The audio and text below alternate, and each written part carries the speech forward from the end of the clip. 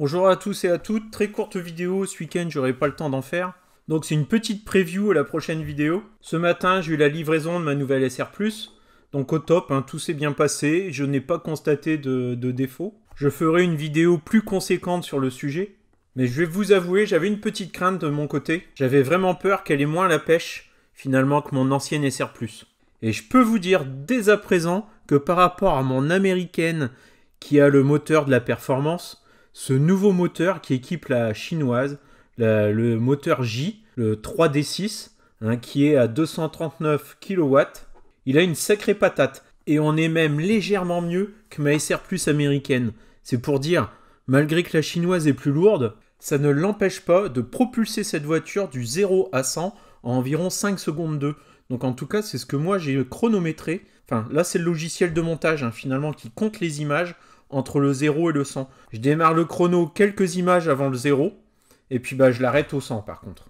On ne peut pas dire que la méthode soit très scientifique, mais par contre, j'ai effectué les mêmes méthodes avec ma SR Plus américaine. Et sur la SR Plus américaine, je tourne également plutôt entre 5.2 et 5.4. Et là, je suis tout le temps à 5.2, voire même un petit peu moins pour la première. Et moi, personnellement, je ressens que cette voiture, elle semble plus rapide que mon ancienne.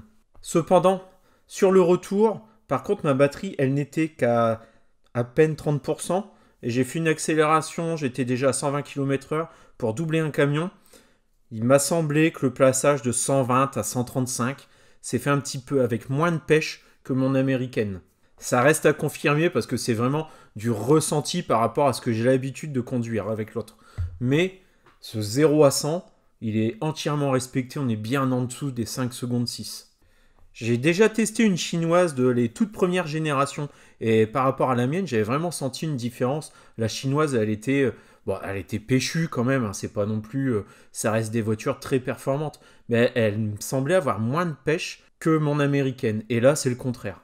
Allez, je vous laisse les petits extraits et aussi le bruit du moteur. Le bruit du moteur, il se fait vraiment entendre par rapport à mon américaine. L'américaine, le moteur, il est assez silencieux, on ne l'entend pas tellement lorsque j'accélère, mais celui-ci se fait vraiment plus présent à l'oreille.